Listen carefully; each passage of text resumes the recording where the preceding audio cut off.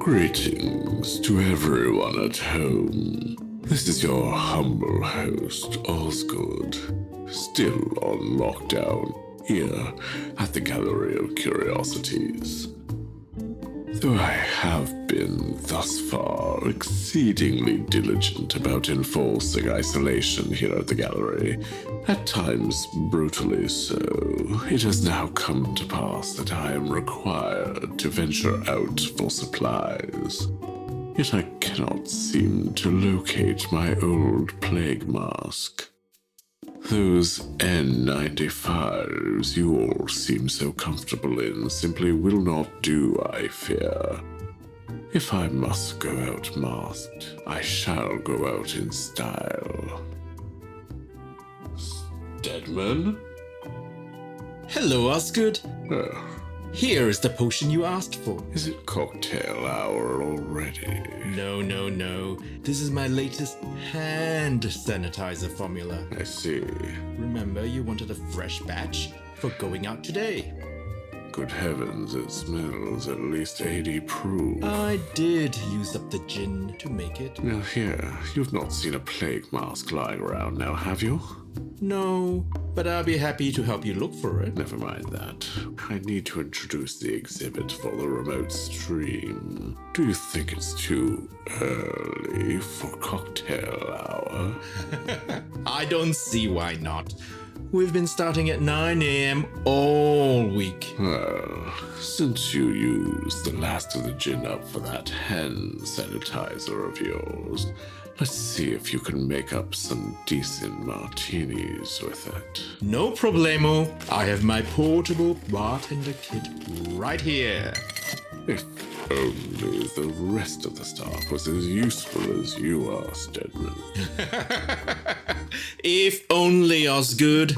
Are you up for an extra dry? 'Cause we're kind of out of vermouth too. Think nothing of it. The vermouth is mostly for show anyway, but I will add it to our list of vital supplies. Do we have any vodka left? Make it a kamikaze. We finished the vodka on Thursday. But don't worry, I think I can improvise something. Here we go. Shaken, not stirred. Oh, no, don't shake. Oh, no. Oh. Stedman. Twist of lemon peel. Really, you should know better. One doesn't shake gin, but whatever. And It's too late now. I won't have it go to waste. this should be safe to drink. Voila! Olives? We're out of olives too. Pity. Cheers, big ears. Cheers. This evening's exhibit comes from Mr. Adam Gaylord, who lives with his beautiful wife and kids in Colorado. When not at work as an ecologist, he's usually writing, cooking, drinking craft beer, drawing comics, or some combination thereof. Look him up on Goodreads or find him on Twitter at Author Gaylord. Our narrator will be Ms. Tabatha Wood, a former English teacher and library manager living in Wellington. She writes weird, dark fiction and uplifting poetry. Despite her obsession with the strange and unusual, she considers herself mostly harmless, although she does take great delight in shocking people with her stories every chance she gets. This story first appeared in T. Gene Davis's speculative blog in May of 2015. Remember those days when we frolicked freely in the streets?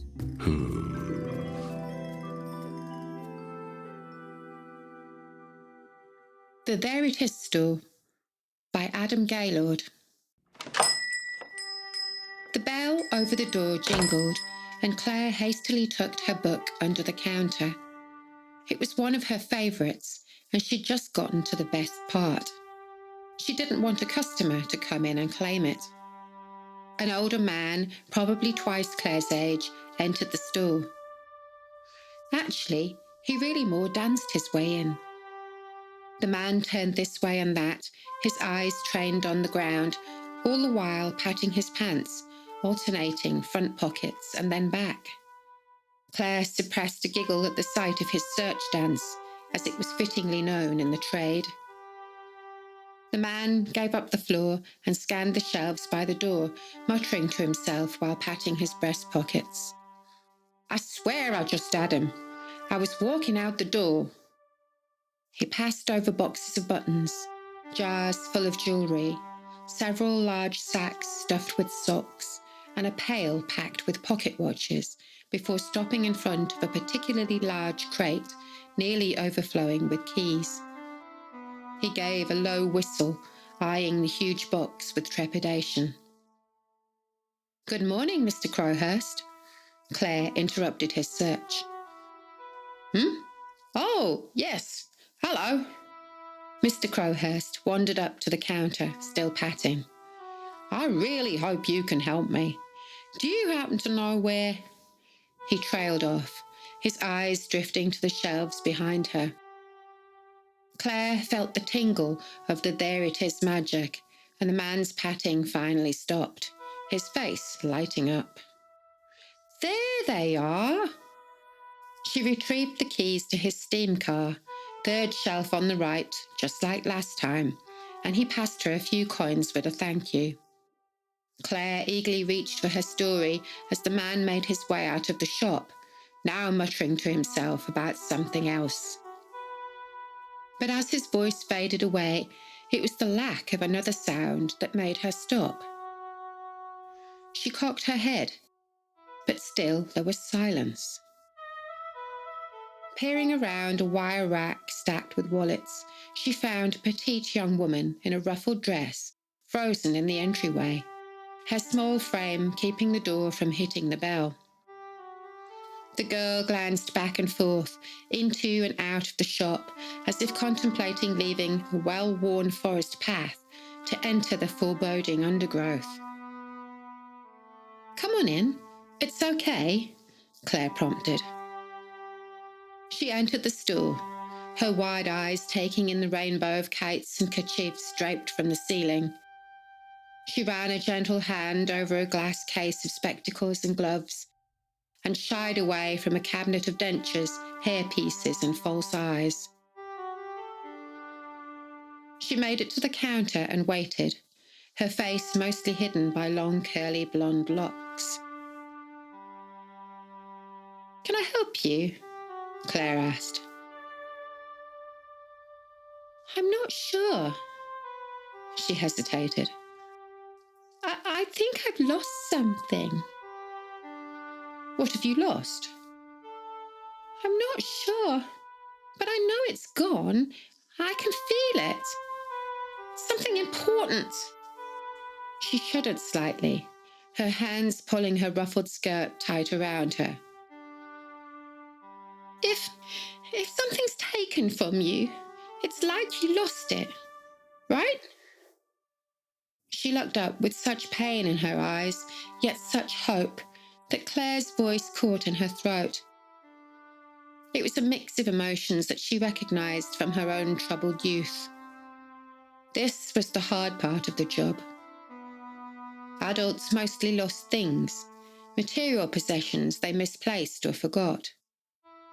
But children, and young women especially, had so much more to lose. Parts of themselves that couldn't be replaced at the corner store. Some things that are lost can be found again. She chose her words carefully. If you look in the right place. And for many things, this happens to be one of those places. The girl perked up a little. But some things, once lost, can never be found. Her eyes returned to the ground. How do I know the difference? When the time comes, you'll know. But what do I do until then? Claire looked around the store that had become her home, smelled the musk of old leather and dust, felt the touch of the there it is magic. She hadn't been much older than this girl the first time she'd wandered through the front door, lost and scared. Her old master had shown her the ways of this place. Over the years, she'd found many things here. Confidence, direction, a sense of self. But lately, rather than wonder, it was boredom and monotony that more often found their way into her day. Maybe it was time for her to find a different path, a different place. "Tell you what," she said, "I've been looking for some help around this place. Why don't you come by a few hours every week? If you like it, then maybe there's a place for you here."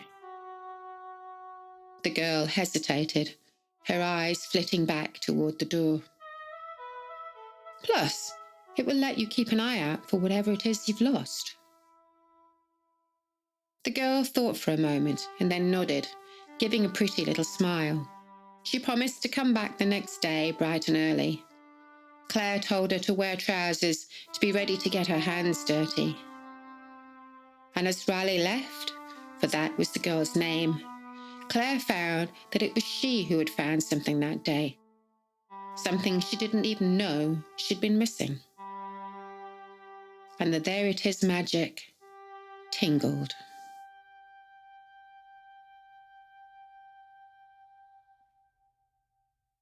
Ah, there it is, my old plague mask, back in that corner underneath the bat cages. Give us a hand with this, would you, Stedman? Alrighty.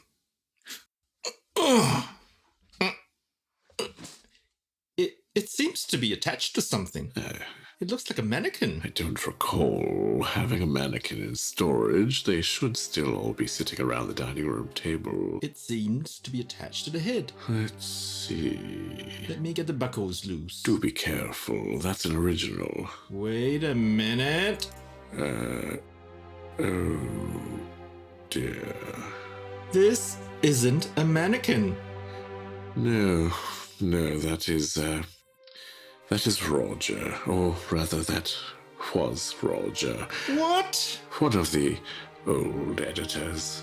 And here all this time I thought he'd escaped. I shall have to update my diary. You just can't keep dead bodies in here. Steady on, Stedman.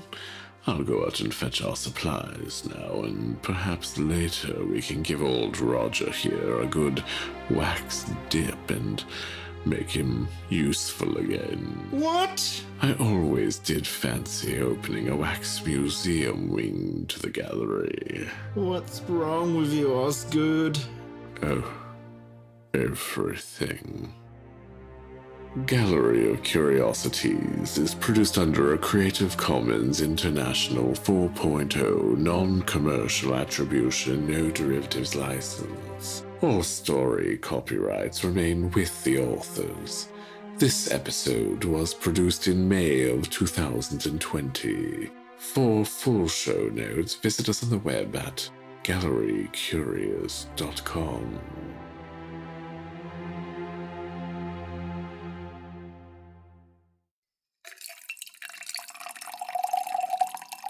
Stedman, you know what they say. I couldn't possibly have more than one. I like to have a martini. 2 at the very most.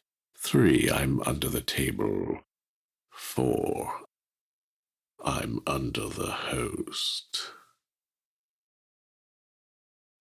Ribald.